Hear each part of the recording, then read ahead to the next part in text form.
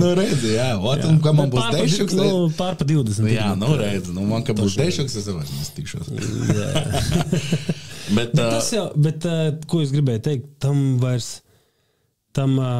nav tāda nozīme pirmām kārtām. Otrām kārtām cilvēki arī kūtrāki, restīvi, agrāk kaut kā tur baigi, vismaz varbūt tā tikai likās pašam, bet bija tāda sajūta, ka, baigi svarīgs ir tas sekotājs, restīvi, tas kaut kādu to skaitu uzdzīt, un ka tikai tad tavs saturs kaut kur tā kā izspiež, vairāk tiek rādīts vai kaut kā tam līdzīgi, tad tagad tam vispār gandrīz vai nav kolerācijas.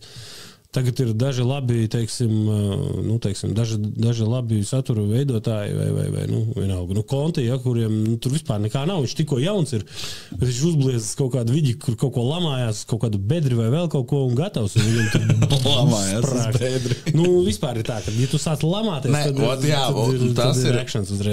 Jā, es pie tā arī pieturos. Kā es pirmajā dienā pateicu, manā TikTok kontā nebūs neviens lamvārds un nekas politisks. Neiet runa par lamvārdiem, iet runa par visu to, bet es reāli pie tā arī pieturos.